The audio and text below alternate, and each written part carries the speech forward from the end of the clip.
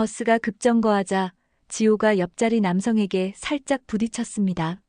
아니, 이게 뭐 하는 겁니까? 애를 무릎에 앉혀놓으니 이런 일이 생기는 거 아닙니까? 김정순의 얼굴이 순간 굳어졌고 주변 승객들이 하나둘 쳐다보기 시작했어요. 늙은이가 왜 나와서 민폐 끼치냐고! 집에나 있지! 지호가 할머니 품에서 떨며 울먹이자 김정순의 눈에 절망이 스며들었습니다. 여러분, 오늘 들려드릴 이야기는 실화를 바탕으로 한 충격적인 사건입니다. 과연 이 할머니는 어떻게 대응했을까요? 그리고 이 사건의 충격적인 결말은? 영상이 도움이 되셨다면 무료 버튼인 구독과 좋아요를 눌러주세요. 여러분의 응원이 더 좋은 이야기를 만드는 힘이 됩니다. 아침 햇살이 들창문 사이로 비칠 때 김정수는 작은 부엌에서 국을 데우며 지호의 도시락을 챙겼습니다. 따뜻한 밥 냄새가 집안을 가득 채웠고 지호는 아직 부스스한 머리로 거실에 앉아 장난감을 만지작거리고 있었죠. 지호야, 밥 먹자. 응, 할머니. 근데 나 이거 먼저 만들고 갈게요. 아이는 레고 블록을 꼭 쥐고 고개를 들었어요. 그런 모습이 정순에겐 그저 귀엽고 사랑스러웠습니다. 지호의 작은 손이 레고를 맞추며 혀를 살짝 내밀고 집중하는 모습, 어려운 부분을 만나면 할머니를 올려다보며 도움을 청하는 눈빛까지도 정순에겐 보물 같았어요. 할머니가 도와줄까? 아니에요. 내가 혼자 할 거예요. 다 만들면 할머니한테 선물 줄 거야. 그 말에 정순의 마음이 미어졌습니다. 이 아이가 있어 살아갈 이유가 생겼다는 걸 새삼 깨달았어요. 할머니가 지호 때문에 행복해. 정말요? 그럼 정말이지. 우리 지호가 최고야. 김정순의 하루는 단순했어요. 아침에 밥을 먹이고 아이와 함께 시장을 다녀오고 병원에 들러 약을 타오면 하루가 금세 지나갔습니다. 하지만 요즘 들어 정순을 힘들게 하는 것이 있었습니다. 지난주 아들 태훈이 집에 들렀을 때였어요. 어머니, 지호 이제 학원 보내야 할 것 같아요. 벌써? 아직 어린데. 다른 아이들은 벌써 영어며 수학이며 다 배우고 있어요. 지호도 뒤처지면 안 되죠. 그래도 7살인데. 너무 어리지 않나? 요즘 세상이 어떤 세상인데요. 미리미리 준비해야죠. 정수는 그런 말을 들을 때마다 가슴이 답답했습니다. 무엇보다 지호와 함께 보내는 시간이 줄어들까봐 두려웠어요. 그날도 지호의 손을 꼭 잡고 버스 정류장에 섰습니다. 할머니, 추워요. 그럼 할머니 품에 와 따뜻하게 해줄게. 네, 고마워요, 할머니. 버스는 아직 오지 않았고 정류장에는 몇몇 사람들이 서 있었어요. 젊은 직장인들은 스마트폰을 들여다보며 시간을 보내고 장을 보고 온 아주머니는 무거운 장바구니를 바닥에 내려놓고 한숨을 쉬었습니다. 할머니, 오늘은 어디 가요? 시장 들렀다가 병원 가야 해. 무릎이 요즘 시큰거려서 진료도 받고 약도 타야지. 정수는 그 속에 섞여 있었지만 늘 조금은 위축된 마음이 들었습니다. 젊은 사람들 사이에서 혼자 늙은 할머니가 아이를 데리고 있으니 눈에 띌 수밖에 없었어요. 가끔 사람들이 흘끗흘끗 쳐다보는 시선을 느끼면 괜시리 옷매무새를 다듬게 되고 지호에게 조용히 하라고 당부하게 됐죠. 할머니 아프지 마요. 나중에 내가 돈 많이 벌어서 큰 병원 데려갈 거예요. 아이의 맑은 목소리에 정순 눈가가 순간 젖었어요. 아직 철없는 7살이지만 그 말이 어찌나 가슴에 와닿던지 숨을 고르지 않으면 눈물이 흘러나올 것 같았습니다. 우리 지호는 참 착하구나. 할머니, 왜 울어요? 안 울어. 그냥 고마워서 그래. 저도 할머니 좋아해요. 이런 순수한 마음을 가진 아이가 세상의 차가운 시선에 상처받지 않았으면 좋겠다는 생각이 들었어요.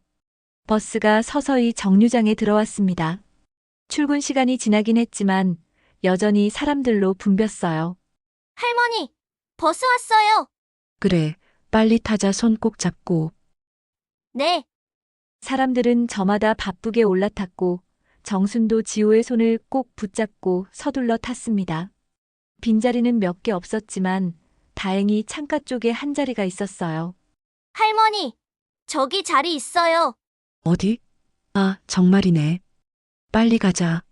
정수는 그 자리에 앉으면서 주변을 둘러봤습니다. 맞은편에는 정장을 입은 중년 남성이 신문을 보고 있었고, 뒤쪽에는 이어폰을 끼고 음악을 듣는 젊은 여성이 있었어요. 정수는 지호를 무릎에 앉혔습니다. 할머니 무릎 편해요? 응, 괜찮아. 지호는 안 무거워. 저 살 안 쪘어요? 우리 지호는 완벽해. 지호가 환하게 웃으며 품에 안기자 마음이 따뜻해졌죠. 할머니, 창밖 봐요. 고양이가 있어요. 지호가 신나게 창밖을 가리키며 말했습니다. 정말로 길가에 털이 복슬복슬한 고양이 한 마리가 여유롭게 걸어가고 있었어요. 정순도 덩달아 미소를 지으며 아이와 함께 고양이를 바라봤습니다. 이런 소소한 순간들이 정순에게는 가장 소중한 시간이었어요. 할머니, 창밖을 보세요. 고양이가 어디를 가나 봐요. 어디? 아, 정말이네. 저 고양이 어디 가는 걸까요? 친구들 만나러 가나 보다. 하지만 정수는 동시에 설명하기 힘든 불길함이 가슴 한쪽을 스쳤습니다. 버스를 탈 때마다 느껴지는 낯선 시선들, 무언가 불편해하는 듯한 표정들. 정수는 애써 모른 척하며 창밖을 바라봤습니다. 나만 참으면 지나가겠지. 늘 그렇게 스스로를 달래왔죠. 할머니, 왜 그래요? 얼굴이 안 좋아 보여요. 아니야, 괜찮아. 그냥 조금 피곤해서. 그럼 저한테 기대세요. 고마워, 우리 지호. 김정순의 창밖을 바라보며 오늘 하루도 무사히 지나가길 기도했습니다. 할머니, 지호 조용히 할게요. 다른 사람들 방해하면 안 되니까. 그래, 우리 지호가 참 착하네. 하지만 세상은 늘 뜻하지 않게 잔인했고, 그날 역시 예외는 아니었어요.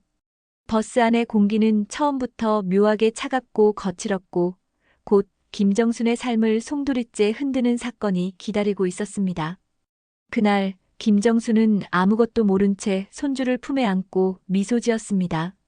평범한 하루라 믿었던 시간이 인생에서 가장 깊은 상처의 시작이 될 거라는 사실은 알지 못했죠.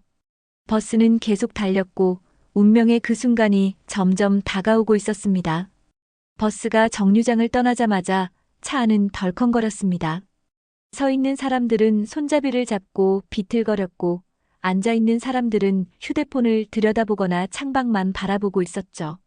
김정수는 지호를 무릎에 앉히고 아이가 혹여 떨어질까 두 팔로 꼭 안았습니다.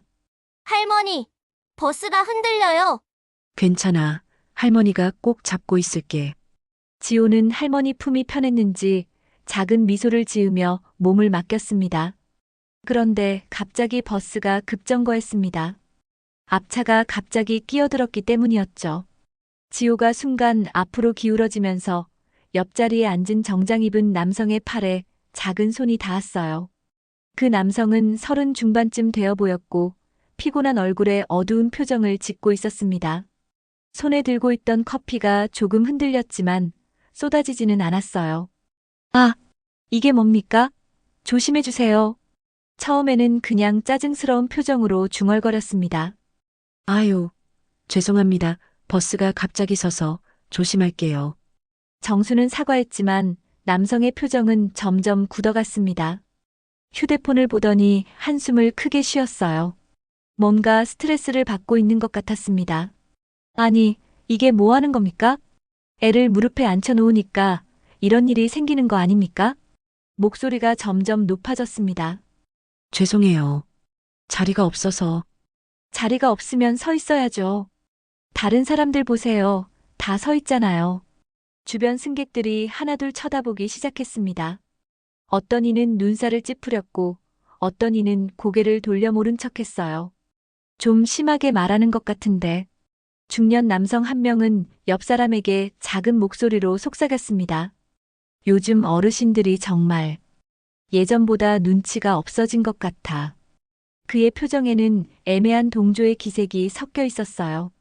나도 오늘 하루 종일 일하고 이제 집에 가는 길인데 왜 이런 스트레스를 받아야 합니까? 남성의 목소리에서 개인적인 화가 섞여 나왔습니다. 마치 오늘 하루 쌓인 모든 짜증을 이 순간에 풀어내는 것 같았어요. 할머니, 왜 저 아저씨가 그래요? 우리 잘못한 거 없잖아요. 괜찮아. 지호야, 그냥 조용히 있자. 조용히 있자고요? 지금 애 앞에서 거짓말까지 하시네. 예의라는 게 있어야죠. 버스 안의 분위기가 점점 무거워졌습니다. 일부 승객들은 불편해하며 자리를 옮기려 했고, 다른 승객들은 구경하듯 지켜보고 있었어요. 한 젊은 여성은 이어폰을 더 깊숙이 꽂으며 창밖만 바라봤습니다. 마치 아무 일도 일어나지 않는 것처럼 완전히 외면하고 있었어요. 아저씨, 그만하세요. 할머니가 사과도 했잖아요. 사과했다고 끝인가요? 계속 앉아있으면 또 이런 일 생기는 거 아니에요? 애 안전도 생각해야 하는 거 아닙니까? 남성은 자신의 논리를 내세우며 계속 공격했습니다. 마치 오늘 받은 모든 스트레스의 원인을 김정순에게서 찾은 듯 했어요. 그럼 저희가 내리겠습니다. 할머니, 왜요? 우리 병원 가야 하는데? 진작 그럴 것이지. 다른 사람들한테 피해주면서 버티고 있을 이유가 있어요? 너무 심하시는 거 아니에요? 할머니가 고의로 한 것도 아니고. 승객들 사이에서도 의견이 갈렸습니다. 어떤 이는 김정순을 동정했고 어떤 이는 남성의 편을 들었어요. 버스 기사는 백미러로 상황을 지켜보며 걱정스러운 표정을 지었지만 직접 개입하지는 않았습니다. 저는 매일 이 버스를 타고 출퇴근해요. 근데 이런 식으로 민폐 끼치는 사람들 때문에 얼마나 스트레스 받는지 아세요? 죄송합니다. 정말 죄송해요. 죄송하다고 해서 해결되는 문제가 아니에요. 상식적으로 생각해 보세요. 집에서 택시 타고 다니든지 아니면 애 데리고 다니지 마세요. 그 말은 김정순의 가슴을 날카롭게 찔렀습니다. 택시비가 얼마나 부담스러운지 병원 가는 것조차 경제적으로 힘든 현실을 모르는 말이었죠. 할머니, 우리 집에 가요. 여기 싫어요. 아이의 눈에 눈물이 맺혔습니다. 조금만 참자. 지호야, 금방 내릴 거야. 애가 무서워하잖아요. 그만하세요. 무서워한다고요? 그럼 처음부터 이런 상황 만들지 말았어야죠. 남성은 끝까지 자신의 정당성을 주장했습니다. 아마도 직장에서 받은 스트레스, 개인적인 문제들이 이 순간 폭발한 것 같았어요. 김정수는 마치 세상 모든 사람에게 죄인이 된 듯한 기분에 사로잡혔습니다. 버스는 계속 달렸고 그 짧은 시간이 김정순에게는 영원처럼 느껴졌습니다. 손주 앞에서 당하는 이 굴욕이 너무나 참기 어려웠어요. 평생 성실하게 살아온 자신이 이런 모욕을 받아야 하는 현실이 믿기지 않았습니다. 그날 김정순의 존엄은 손주 앞에서 산산이 무너졌습니다. 그리고 이 굴욕은 단순한 순간의 수치로 끝나지 않고 앞으로의 삶을 송두리째 흔드는 시작이 되고 말았습니다. 버스는 여전히 덜컹거리며 달렸습니다. 하지만 김정순의 마음은 이미 끝없이 흔들리고 있었어요. 욕설을 퍼부은 청년의 목소리는 귀에서 떠나지 않았고 지호의 떨림은 여전히 손끝에서 전해졌습니다. 할머니, 나 무서워요. 집에 가고 싶어요. 괜찮아. 조금만 참자. 곧 내릴 거야. 사람들의 무심한 시선이 가슴을 후벼 파고 정수는 버스가 언제 멈추기만을 바랐습니다.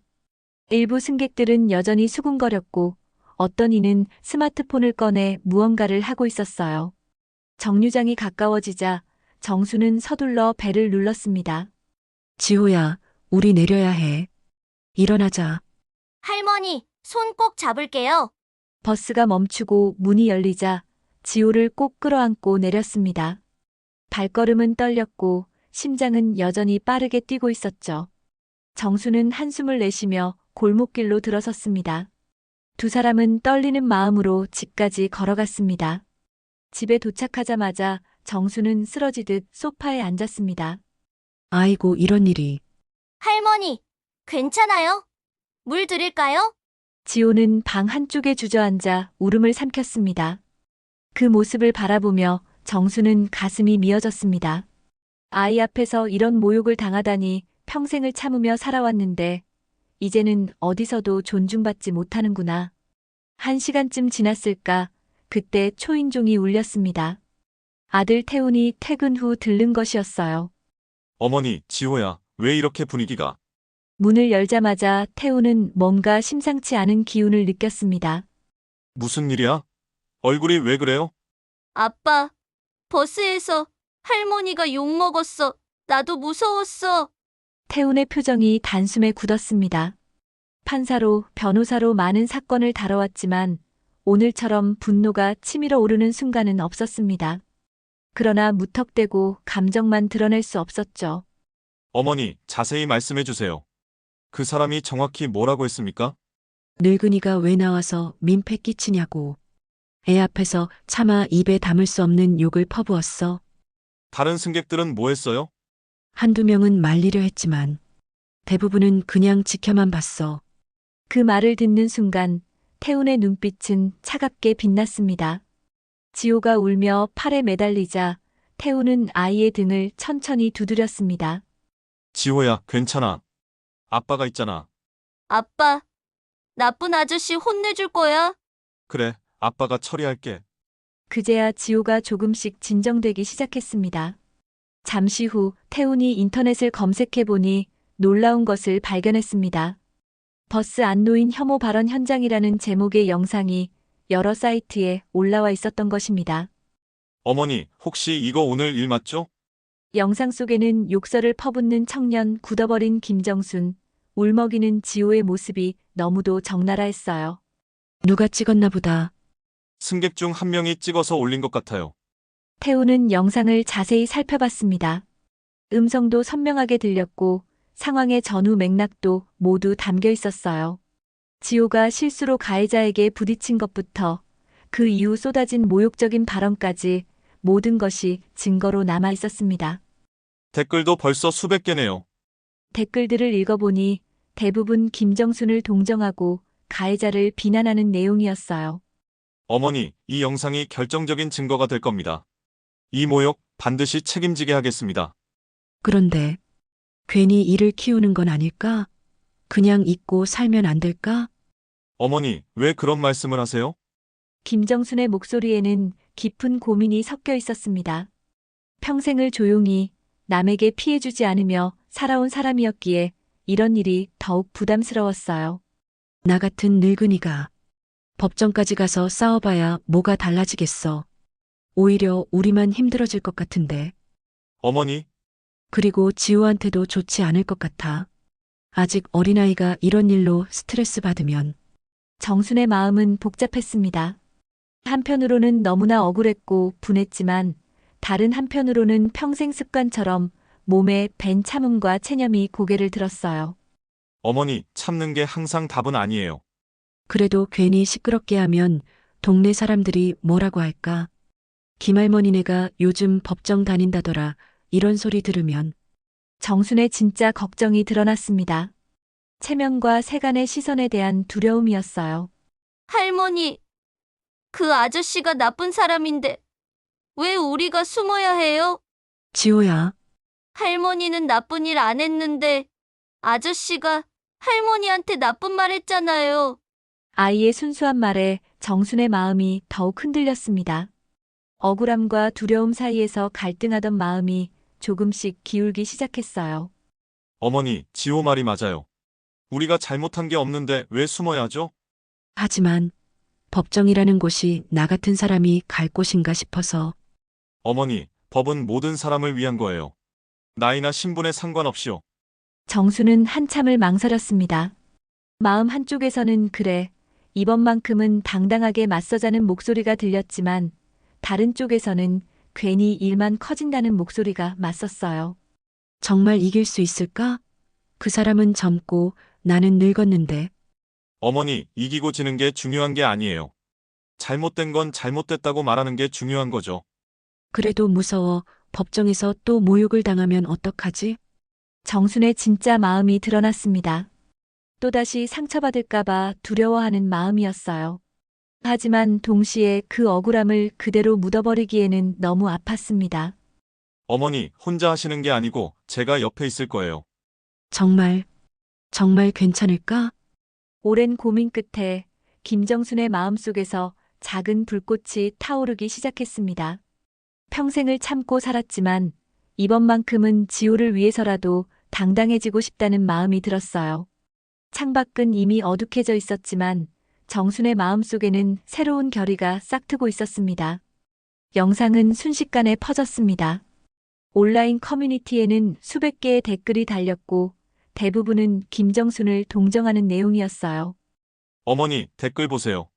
많은 사람들이 어머니 편이래요?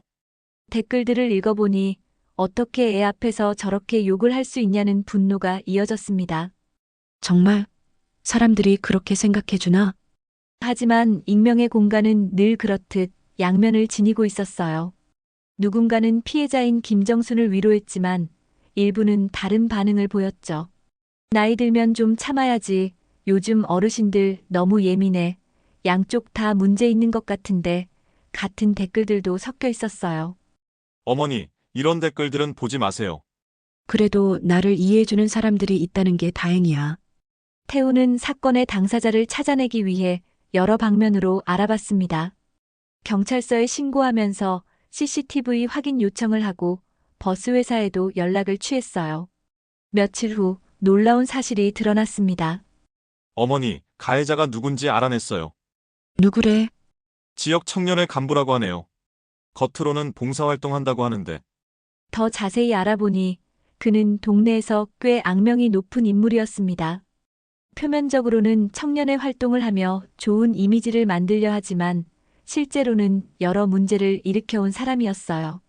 어머니, 저 사람 그냥 평범한 청년이 아닙니다. 동네에서 꽤 새를 부리는 인간이에요. 세상에, 그런 자가 나 같은 사람을 욕보였구나. 김정수는 충격에 말을 잇지 못했습니다. 하지만 더 놀라운 건 가해자가 오히려 당당하게 기자 앞에 선 것이었어요. 사건이 화제가 되자 그는 기자들을 직접 불러 해명 기자회견을 열었습니다. TV 뉴스에서 그의 모습이 나왔을 때 김정순과 태우는 말을 잃었어요. 이건 단순한 오해예요. 제가 노인을 욕했다는 건 완전히 왜곡된 겁니다. 아니, 저 사람이. 영상만 보고 판단하지 마세요. 사실은 그쪽에서 먼저 시비를 건 겁니다. 저는 그냥 상황을 정리하려고 했을 뿐이에요. 뭐라고? 저게 상황 정리라고? 태우는 분노로 몸이 떨렸습니다. 피해자를 가해자로 바꾸는 익숙한 패턴이었어요. 판사 시절 수없이 보아온 뻔뻔한 거짓말이 눈앞에서 반복되고 있었습니다. 저는 지역사회를 위해 봉사하는 사람입니다. 이런 식으로 매도당하는 것은 부당해요. 어떻게 저렇게 뻔뻔할 수가 있지? 어머니, 저 자식은 결코 스스로 잘못을 인정하지 않을 겁니다. 끝까지 발뺌할 거예요. 태훈아, 괜찮겠니? 괜히 너까지 힘들어질까봐 겁난다. 걱정 마세요. 어머니가 당한 수모를 내가 반드시 갚아드리겠습니다. 며칠 후 태훈은 가해자를 직접 만나기로 했습니다. 청년의 사무실은 생각보다 번듯해 보였지만 그 안에서 마주한 가해자의 태도는 더욱 가관이었어요. 변호사님, 어머님 일로 찾아오신 거라죠? 미안한데 난 잘못한 게 없어요. 잘못한 게 없다고요? 그냥 웃자고 한 말에 호들갑을 떠는 것뿐이에요. 요즘 사람들 너무 예민해. 웃자고 한 말이라니요? 공공장소에서 노인을 모욕하고 손주 앞에서 욕설을 퍼부은 게 웃자고 한 겁니까? 사람들이 다 각자 사는 방식이 있는 거 아닙니까? 저도 그날 기분이 안 좋았거든요. 그는 팔짱을 끼고 건방진 표정을 지으며 계속 말했어요. 그리고 나 같은 사람은 쉽게 무너지지 않아요. 여기저기서 나를 필요로 하거든요. 괜히 일 키우지 마시죠. 협박하시는 겁니까? 협박이 아니라 현실을 말하는 거죠. 변호사님도 이 동네에서 계속 살아야 할 텐데. 그 뻔뻔한 태도에 태우는 차갑게 웃었습니다. 그는 이미 상대가 어떤 인간인지 간파했어요. 권력의 그늘을 믿고 법조인조차 얕잡아보는 자였습니다. 그렇게 나오시는군요. 좋습니다. 법정에서 뵙죠. 법정? 하하, 재밌네요. 한번 해보시죠. 집으로 돌아온 태우는 어머니에게 상황을 설명했습니다. 어머니, 저 사람은 끝까지 잘못을 인정하지 않을 거예요. 정말 무서운 세상이구나. 내가 이런 일에 휘말려도 될까? 어머니, 이건 단순히 우리 문제가 아니에요. 저런 사람들이 계속 이런 식으로 행동하게 내버려둬서는 안 돼요. 김정수는 멀리서 아들의 모습을 지켜보며 손을 떨었습니다. 평생 참고 살아온 습관 때문에 끝까지 싸울 수 있을지 두려움이 몰려왔던 겁니다. 하지만 동시에 아들이 든든히 서 있는 모습을 보며 작은 희망도 움트기 시작했습니다. 태훈아, 정말 이길 수 있을까? 어머니, 저는 판사였어요. 이런 사람들을 수없이 봤고요. 반드시 이길 수 있습니다. 갈등은 단순한 시비에서 벗어나 이제는 사회적 싸움으로 번지고 있었습니다. 그리고 김정순이 다시는 경험하고 싶지 않았던 굴욕은 이제 법정에서 진실을 가리기 위한 증거가 되어 세상 한가운데 놓이게 될 준비를 하고 있었습니다. 가해자는 영상이 퍼지고 여론이 들끓는 와중에도 반성하지 않았습니다. 오히려 술에 취해 동네에서 큰 소리를 치며 다녔어요. 김할머니, 그 사람이 또 술 마시고 떠들어댔어요. 뭐라고 했대요? 내가 누군데 변호사 따위가 날 건드려. 이런 식으로 말했다더라고요. 김정수는 그 소문을 이웃에게 전해 듣고 가슴이 철렁 내려앉았어요. 자신이 겪은 일이 단순한 모욕이 아니라 더 큰 위험으로 번질 수 있다는 두려움이 밀려왔죠. 아이고, 괜히 이를 키웠나? 할머니, 너무 걱정하지 마세요. 아드님이 변호사시잖아요. 그래도 무서워. 그날 저녁 태훈이 퇴근 후 집에 들렀습니다.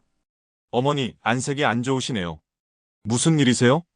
그 사람이 동네에서 계속 떠들어댄다는 소리를 들었어. 어떤 소리를요? 우리를 협박하는 것 같은 무서운 말들 말이야. 어머니, 걱정하지 마세요. 제가 다 처리할게요.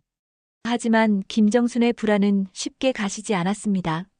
태훈이 집에 돌아간 후 지호와 둘만 남은 집은 더욱 적막했어요. 할머니, 왜 자꾸 창문을 보세요? 아니야, 그냥 바람이 부나 싶어서. 할머니, 무서워하시는 거예요? 무서울 게 뭐 있겠니? 할머니가 우리 지호 지켜줄게. 밤이 깊어갈 무렵 김정순의 집 초인종이 갑자기 울렸어요. 정수는 놀란 가슴을 진정시키며 현관으로 다가갔죠. 누구세요? 밖에서는 대답이 없었습니다. 다시 초인종이 울렸고 이번에는 더 길게 눌렸어요. 누구냐고요? 모니터 화면을 켜자 낯익은 얼굴이 비쳤어요. 버스에서 자신을 욕했던 그 남자였습니다. 김정수는 순간 숨이 막혔어요. 김정순 씨, 문 열어요. 얘기 좀 합시다. 지금이 몇 시인데 여기까지 와서 뭘 하려는 겁니까? 문 열라고 했죠? 이렇게 찾아온 것도 봐준 겁니다. 정수는 두려움에 몸이 떨렸습니다. 손으로 문고리를 꽉 잡으며 버텼어요. 어차피 당신 아들이 뭘 할 수 있겠어요? 나 건드리면 다친다니까.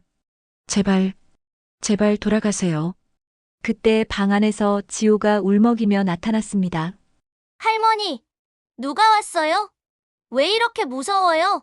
아니야, 지호야. 방에 들어가 있어. 아무 일도 아니야. 할머니 목소리가 떨려요. 괜찮다니까 빨리 방으로 들어가. 아이를 안심시키려 했지만 목소리가 떨려 나왔습니다. 초인종은 계속 울렸고 가해자의 목소리는 더 거칠어졌습니다. 당신 아들이 판사였다고? 그게 무슨 대수라고? 세상엔 법보다 힘이 더 센 거 몰라요? 그만하세요. 계속 나대면 당신 밖에도 못 나오게 만들 거예요. 알아들었어요? 그 말은 명백한 협박이었습니다. 정수는 손주를 지키고 싶다는 본능 때문에 더욱 문을 꽉 잡았어요. 제발 그만 가줘요. 더 이상 우리 집에 오지 마요. 이제 시작이에요. 당신 같은 늙은이가 나를 건드렸으니 뭔가 대가를 치러야겠죠. 할머니, 저 사람 누구예요? 무서워요. 괜찮아, 지호야. 할머니가 있잖아. 그때 다행히 순찰 중이던 경찰차 사이렌 소리가 멀리서 들려왔습니다. 오늘은 이만 가죠. 하지만 기억해요. 나는 언제든 올 수 있어요. 가해자는 욕설을 내뱉으며 뒷골목으로 사라졌습니다. 그러나 김정순의 심장은 이미 무너져 있었어요. 방 안에서 아이를 꼭 껴안은 채 바닥에 주저앉았습니다. 할머니, 나 너무 무서워요. 우리 이사 가면 안 돼요? 미안하다, 지호야. 할머니가 너까지 이런 일 겪게 해서. 할머니 잘못 없어요. 그 나쁜 아저씨가 잘못한 거예요. 김정수는 떨리는 손으로 태훈에게 전화를 걸었습니다. 어머니, 태훈아, 이렇게 늦었는데 그 사람이 집까지 왔어. 뭐라고요? 지금 바로 갈게요. 무서워, 정말 무서워. 어머니, 진정하세요. 금방 갈게요. 문은 절대 열지 마세요. 30분 후 태훈이 도착했을 때 김정수는 여전히 지호를 안고 있었어요. 어머니, 괜찮으세요? 다친 곳은 없으시고요? 직접 들어오지는 않았지만 너무 무서웠어. 내일 당장 경찰서에 가서 신고하겠어요. 이건 명백한 협박이에요. 태훈아, 우리가 이길 수 있을까? 어머니, 반드시 이겨야 해요. 저런 인간들을 그냥 둘 수는 없어요. 그날 밤 김정수는 끝내 울음을 터뜨렸습니다. 평생 참고 견디며 살아온 세월이 한순간에 무너져 내렸어요. 노후의 마지막 자존심마저 짓밟혔다는 수치가 온몸을 짓눌러 왔죠. 내가 뭘 그렇게 잘못했다고 왜 이런 일이. 어머니, 이건 어머니 잘못이 아니에요. 하지만 눈물 속에서도 작은 불씨가 꺼지지 않고 있었어요. 언젠가 반드시 되갚아주리라는 결심이 그날 밤 어둠 속에서 천천히 깨어나고 있었던 것입니다. 김정수는 며칠 동안 깊은 불안 속에 살았습니다. 문 앞에 서 있던 가해자의 얼굴이 자꾸 떠올랐고 초인종 소리가 귓가에 맴돌았어요. 밤마다 잠을 설치며 혹시라도 다시 찾아올까 두려웠습니다. 하지만 시간이 지날수록 마음속에 다른 감정이 고개를 들었어요. 두려움은 여전했지만 더 이상 이렇게 살 수는 없다는 생각이 커졌습니다. 무릎이 시큰거려도 마음이 지쳐도 참으면서 살아온 지난 세월이 억울했죠. 할머니, 어젯밤에 또 안 주무셨죠? 괜찮아. 지호야, 할머니가 좀 생각할 게 있어서 그랬어. 할머니 무슨 생각인데요? 지호야, 할머니가 이제는 참지 말아야겠다는 생각 말이야. 아침 햇살이 부엌 창가로 들어올 때 정수는 의자에 앉아 뜨거운 차를 홀짝였어요. 손끝은 여전히 떨렸지만 눈빛은 조금씩 단단해지고 있었습니다. 내가 주저앉으면 지호가 평생 무서움 속에 살게 되겠지. 이제는 달라야 한다. 정수는 그렇게 스스로를 다잡으며 차를 마셨어요. 그 따뜻함이 가슴속까지 전해지면서 마음도 조금씩 진정되었습니다. 지호야, 할머니가 약속 하나 할까? 무슨 약속이요? 이번에는 끝까지 포기하지 않을게. 할머니가 힘내볼게. 정말이요? 그럼 저도 할머니 도와드릴게요. 그때 초인종이 울렸습니다. 이번에는 무서움이 아니라 반가움이었죠. 아들 태훈이 퇴근길에 들른 것이었습니다. 태훈은 문을 열자마자 어머니의 달라진 표정을 알아챘어요. 며칠 전까지만 해도 불안에 떨던 모습과는 확연히 달랐습니다. 어머니, 얼굴이 많이 상하셨어요. 제대로 쉬지도 못하셨죠? 그래도 괜찮아. 내가 옆에 있으니 내가 숨이 좀 쉬어지는구나. 어머니 목소리 들으니 뭔가 달라진 것 같은데요? 응, 마음을 좀 다잡았어. 이제는 도망치지 않으려고. 태우는 서류 가방을 내려놓고 어머니 앞에 앉았습니다. 그의 얼굴에는 분노와 결의가 함께 서려 있었어요. 판사 시절 수많은 사건을 다뤘지만 이렇게 가슴 깊이 치받는 일은 드물었죠. 어머니의 변화된 모습을 보니 오히려 더 힘이 났습니다. 이제 정말 싸울 때가 온 것 같았어요. 어머니, 이제는 결심하셔야 합니다. 이번만큼은 그냥 넘어가면 안 됩니다. 태훈아, 그동안 내가 겁이 많아서 늘 참아온 건데. 하지만 지호가 다 보고 있었어. 그렇죠. 내가 끝까지 버티지 못하면 아이 마음에 평생 상처만 남을 거야. 그건 안 되겠더라. 정순의 목소리는 떨렸지만 눈빛만큼은 단단했습니다. 태우는 그 눈빛에서 오히려 힘을 얻었어요. 자신이 지켜야 할 이유가 더욱 분명해졌습니다. 그동안 준비한 모든 것을 보여드릴 때가 온 것 같았어요. 태우는 가방에서 두툼한 서류를 꺼내 테이블 위에 펼쳤습니다. 이게 지금까지 모은 자료예요. 이렇게 많이?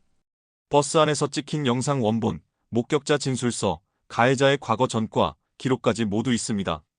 전과 기록이라니. 그 자식이 그렇게 많은 일을 저질렀단 말이냐? 네, 보세요. 폭행 전과도 있고 동네 상인들을 협박해 돈을 뜯은 일도 있습니다. 아이고, 그런데도 청년의 간부라는 이름으로 포장하며 버젓이 살았던 거죠. 하지만 이번엔 끝입니다.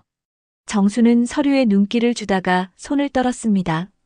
무서움과 동시에 묘한 안도감이 밀려왔어요. 자신이 당한 모욕이 단순히 수치로 끝나지 않고 정의의 증거가 되어 세상에 드러날 수 있다는 생각이 가슴속에 피어올랐습니다. 서류들을 하나씩 넘겨보니 태훈이 얼마나 꼼꼼하게 준비했는지 알 수 있었어요. 법조인다운 치밀함이 느껴졌습니다. 내가 이렇게까지 해줄 줄은 몰랐구나. 어머니, 이건 당연한 일이에요. 그때 지호가 방에서 뛰어나와 할머니 품에 안겼습니다. 할머니, 이제 무서워하지 마요. 아빠가 있으니까 괜찮아요. 그래, 우리 지호 말이 맞다. 할머니가 더는 울지 않을게. 진짜요? 약속이에요. 그래, 우리 지호랑 약속하는 거야. 아이의 작은 목소리가 김정순에게 커다란 힘이 되었습니다. 평생을 참고만 살았지만 이제는 달랐어요. 손주와 아들을 위해서라도 꿋꿋하게 서야 했습니다. 가족이 함께 있다는 것, 서로를 지켜주고 있다는 것이 이렇게 큰 힘이 되는지 새삼 깨달았어요. 어머니, 마음 준비되셨으면 이번 주 안으로 고소장을 접수하겠습니다. 그래, 해보자. 언론에도 공식 입장을 내겠습니다. 더는 저 사람이 함부로 떠들 수 없게 만들어야 합니다. 무서우면서도 왠지 속이 시원하다. 저도 그래요. 드디어 제대로 맞서는 거니까요. 정수는 천천히 고개를 끄덕였어요. 지난밤의 눈물이 아직도 마음에 남아 있었지만 이제 그 눈물은 단순한 절망이 아니었습니다. 새로운 싸움을 위한 불씨였죠. 창밖은 어두웠지만 정순의 마음속에는 불빛이 켜지고 있었어요. 바람은 여전히 차갑고 세상은 무심했지만 이제 그녀는 더 이상 두려움에만 매달리지 않았습니다. 할머니, 우리가 이길 거죠? 그럼 우리가 옳은 일을 하는 거니까. 네, 반드시 이길 거예요. 싸울 이유가 있었고 함께할 가족이 있었기 때문입니다. 김정순의 긴 침묵이 끝나고 이제 진짜 싸움이 시작되려 하고 있었어요. 드디어 법정의 날이 밝았습니다. 차가운 공기 속에서 김정순은 무거운 발걸음을 옮겼어요. 법원 건물 앞에는 이미 취재진과 방청객들이 모여 있었습니다. 이번 사건이 사회적으로 큰 주목을 받고 있었기 때문이죠. 손주 지호는 방청석에서 조용히 아빠 손을 잡고 있었고 김정수는 떨리는 가슴을 안고 증인석 앞에 앉았습니다. 할머니, 무서워하지 마세요. 우리가 옆에 있어요. 고마워. 지호야, 할머니가 용기 내볼게. 어머니, 긴장하지 마세요. 준비는 다 되어 있어요. 가해자는 법정에 들어서면서도 여전히 거만한 웃음을 지었습니다. 양복 차림이었지만 태도는 건달의 그것과 다르지 않았어요. 마치 이 모든 것이 자신에게 유리하게 끝날 것이라고 확신하는 듯한 모습이었습니다. 법정 안의 분위기는 무겁고 엄숙했어요. 방청객들의 시선이 모두 이들에게 집중되어 있었습니다. 변호사님, 결국 여기까지 오셨네요. 하지만 별것도 아닌 일로 쇼를 벌이는 것 같지 않습니까? 별것이 아니라고요? 그냥 사소한 시비였잖아요. 공공장소에서 노인을 모욕하고 아이 앞에서 욕설을 퍼부은 게 사소한 시비란 겁니까? 좀 과민 반응하시는 것 같은데요. 이 사건은 단순한 시비가 아니라 사회 전체의 존엄을 짓밟은 겁니다. 법정 안은 순간 고요해졌습니다. 판사는 차분히 고개를 끄덕이며 태훈의 발언을 받아들였어요. 분위기가 점점 진지해지고 있었습니다. 이어서 증거 영상이 스크린에 재생되었어요. 화면 속에는 버스 안에서 욕설을 퍼붓는 가해자의 모습과 굳어버린 김정순, 울먹이는 지호의 얼굴이 그대로 담겨 있었습니다. 방청석에서 탄식이 터져나왔습니다. 저런 인간이 어떻게 청년의 간부냐라는 말이 흘러나왔고 분위기는 가해자에게 불리하게 기울었죠. 김정수는 그 영상을 다시 보며 그날의 기억이 생생하게 되살아났어요. 여전히 가슴이 아팠지만 이제는 두려움보다 정의에 대한 믿음이 더 컸습니다. 영상은 일부만 찍힌 겁니다. 사실은 저쪽에서 먼저 불쾌하게 했어요. 구체적으로 어떤 부분이 먼저 불쾌했다는 겁니까? 그냥 왜곡된 자료만 보고 판단하지 마세요. 좋습니다. 그럼 목격자를 불러보죠. 태훈의 손짓에 따라 한 승객이 증인석에 앉았습니다. 그는 사건 당시 버스에서 영상을 촬영한 사람이었어요. 40대 중반쯤 되어 보이는 평범한 직장인이었습니다. 그의 증언은 김정순에게 매우 중요한 순간이 될 것이었어요. 저는 처음부터 끝까지 봤습니다. 구체적으로 어떤 상황이었는지 말씀해 주세요. 김정순 씨는 아무 말도 하지 않았습니다. 그냥 조용히 앉아 계셨어요. 그럼 가해자는 어땠나요? 오히려 가해자가 먼저 큰 소리로 욕을 퍼부었죠. 아이가 울 정도였습니다. 그건 잘못된 기억이에요. 증언은 분명했습니다. 가해자는 순간 얼굴이 굳었지만 여전히 발뺌하려 했어요. 하지만 법정의 분위기는 이미 그에게 불리하게 돌아서고 있었습니다. 다른 목격자들도 비슷한 증언을 했어요. 모두가 김정순의 무고함을 증명하고 있었습니다. 다 짜고 한 증언 아닙니까? 요즘 세상에 진실이 어디 있습니까? 진실은 이렇게 법정에서 드러나는 겁니다. 억지로 만든 이야기잖아요. 당신의 과거 전과 상인들을 협박한 기록까지 모두 제출했습니다. 이제 더는 발뺌할 수 없을 겁니다. 태훈의 목소리는 흔들림이 없었고 법정 안의 공기는 한순간에 무거워졌어요. 판사는 제출된 자료를 차근차근 검토하며 심각한 표정을 지었습니다. 가해자의 과거 행적들이 하나씩 드러나면서 그의 진짜 모습이 밝혀지고 있었어요. 판사님, 저는 피고인의 행위는 단순한 말싸움이 아닙니다. 공공장소에서 노인을 모욕했고 미성년자의 정서에 심각한 상처를 남겼습니다. 이는 사회 질서를 해치는 중대한 범죄입니다. 김정수는 그 말을 들으며 눈시울이 붉어졌습니다. 손주 앞에서 무너졌던 자존심이 조금씩 회복되는 걸 느꼈어요. 이제는 자신이 억울해서 싸우는 것이 아니라 세대 전체의 존엄을 지키는 싸움이 된 듯 했습니다. 지호가 방청석에서 할머니를 바라보며 작게 웃어주었어요. 그 순간 김정수는 모든 것이 가치가 있었다고 느꼈습니다. 그래, 내가 참지 않기를 잘했다. 저는 그럴 의도가 아니었어요. 의도가 아니었다고 해서 상처가 사라지는 건 아닙니다. 가해자는 끝내 말을 잇지 못하고 고개를 떨궜습니다. 방청석은 술렁였고 태우는 차갑게 그를 바라봤어요. 그동안 거만했던 모습은 온데간데 없고 이제는 초라한 모습만이 남아 있었습니다. 어머니, 이제 조금만 더 기다리시면 됩니다. 태훈아, 고마워. 어머니, 이제 곧 정의가 내려질 겁니다. 내가 있어서 정말 든든하다. 김정수는 아들의 손을 꼭 잡으며 속으로 다짐했습니다. 그래, 이제는 두렵지 않다. 나를 짓밟으려 했던 저 인간이 무너지는 순간을 똑똑히 지켜볼 거다.